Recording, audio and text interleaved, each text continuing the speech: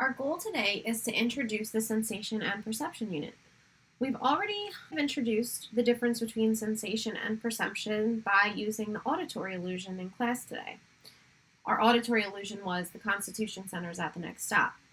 I find this to be one of the best examples of the difference between sensation and perception because the first time I play that sound for you, that very strange, computerized voice, you hear it, but you can't interpret it. Your brain doesn't know how to make sense of it. So this taking in of stimulus energy, in this case the sound, that very funny sounding sound, is received by your sense receptors, meaning your ears. In order for you to hear it at all, the vibrations coming in through your ear need to be converted into action potentials. But for your brain to actually make sense of it, your brain needs to know what to expect in order to interpret it. So just picture yourself as you were listening to that strange sounding clip the first time, kind of getting to this point, the brain registering it because it's, over here in the temporal lobe is what is enabling you to hear it. But your interpretation or your ability to correctly perceive it really stops there until your brain knows what to expect. The Constitution Center is at the next stop. As soon as your brain knew what to expect, what it should be listening for, it had the experience in order to interpret that very funny sounding sound. And this is essentially the difference between sensation and perception. Sensation is an early stage of perception in which neurons at our sensory receptors are taking in energy, transducing it or transforming it into action potentials. It's being sent to the part of the brain that's responsible for that type of processing, whether it's the processing of auditory information or visual information or information relative to pain, etc. So sensation is the taking in of information from our outside world. Perception, however, is the next step. It's how we organize, interpret, integrate sensation to promote or to have an awareness of the world. Perception makes meaning of sensation, just like in the illusion that we listened to today.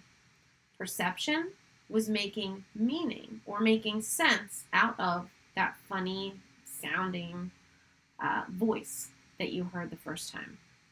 So think of sensation as stage 1, perception as stage 2, but what you have to understand is they're really occurring so quickly. This information is being integrated so quickly. And that's really what produces our ability to make sense of the world around us. All right, so what are we looking for in this painting? We're looking for faces. So I want you to pause the video and see how many faces you can find.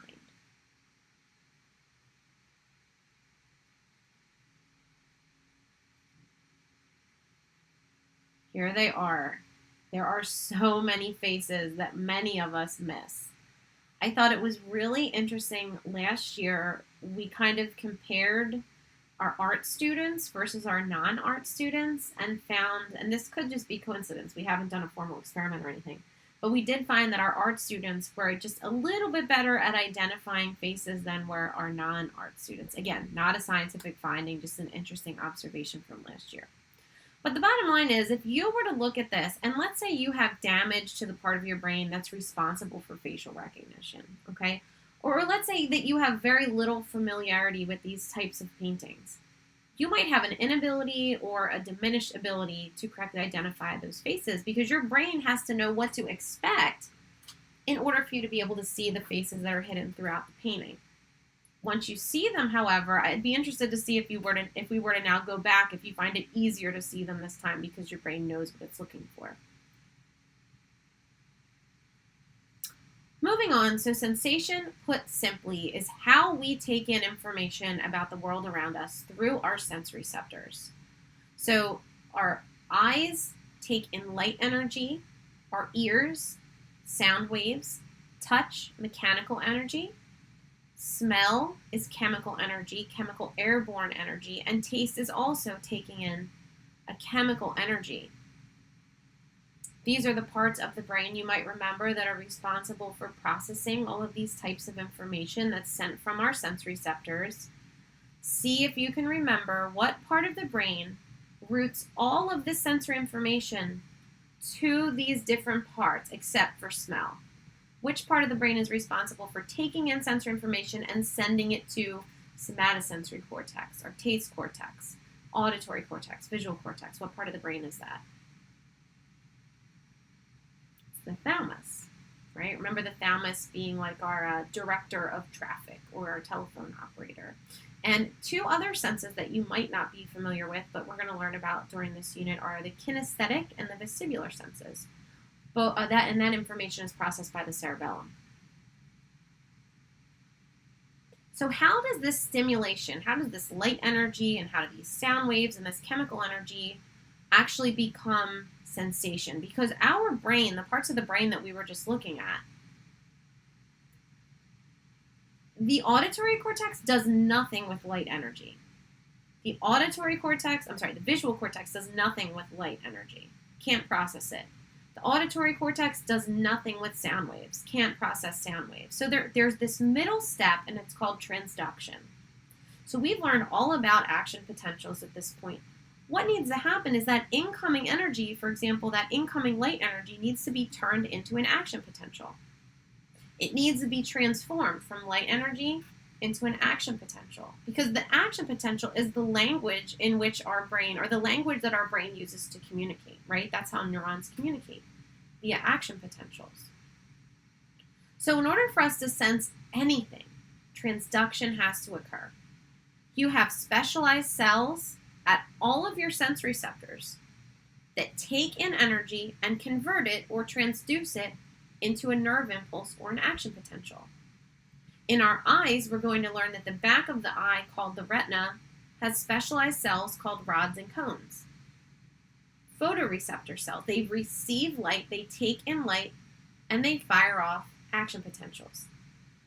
Those action potentials then travel along sensory pathways to the part of the brain that's responsible for processing vision, which is our visual cortex in the occipital lobe. So this is just showing you kind of in diagram form the process of sensation and perception, but it's showing you transduction specifically. So again, light energy enters the eye, specialized cells, in this case the rods and the cones, convert this electromagnetic energy to energy in the form of action potentials or neural impulses, which we learned all about in our last chapter. That signal is now sent to the brain via the optic nerve all the way back here to the visual cortex, where we have specialized cells. We're going to learn about them. They're called feature detector cells that allow the brain to interpret what it is that we're looking at. And we'll learn that there are both what and where pathways in the brain as well. This pathway to the temporal lobe helps us identify what we're looking at.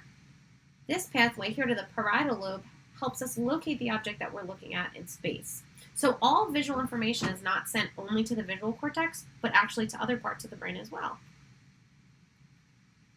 This is showing you a sensory pathway. So from the sense receptor along, if you remember, these are called afferent nerves. Information is sent to the somatosensory cortex in the parietal lobe, allowing this individual to feel the pressure of the pen in their hand. Information is being sent along efferent or motor neurons along this pathway from the motor cortex out, allowing this individual to move their muscles in order to write and move the pen. This is referred to as a sensory pathway. And these are the pathways along which sensory information travels throughout the body.